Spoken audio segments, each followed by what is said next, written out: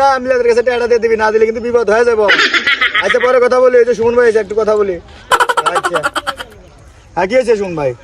ওরা হল পড়ছি বিপদত, বাচ্চা বেড়ি হ্যাঁ জামাই, হ্যাঁ হ্যাঁ, তারপরে আর আত্মীয় মেহমান আছে, শ্বশুর বাচ্চা আছে, আচ্ছা খরচ টরচ করা নাগে, টেহা পয়সা খুব অভাবে পড়ছি।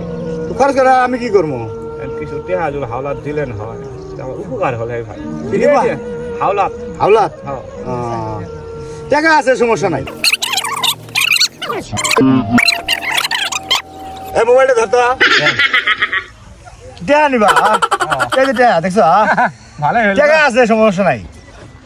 খালি বসো, এই যে টাকা দেখছো, এই যে টাকাটা থুইলাম দেখছো, থুইছে দেখা যায়। আচ্ছা এই যে টাকার উপর আমি বসলাম, বুঝছি।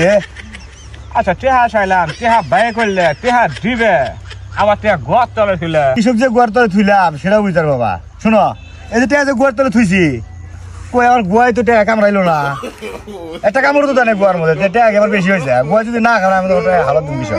ঘরে শুধু মানুষ টেহা দিবে না, দিবে না, টেহা বলে কোনো গোয়াত কামড় দেয়, এলে জীবনে যা শুনিনি আজকে এটা শুনিনি। সেটাই তো, এইটাই গোয়াত কামড় দেয়া। এটা কথা হয়। ও হালত চাবারাচ্ছ তাই না?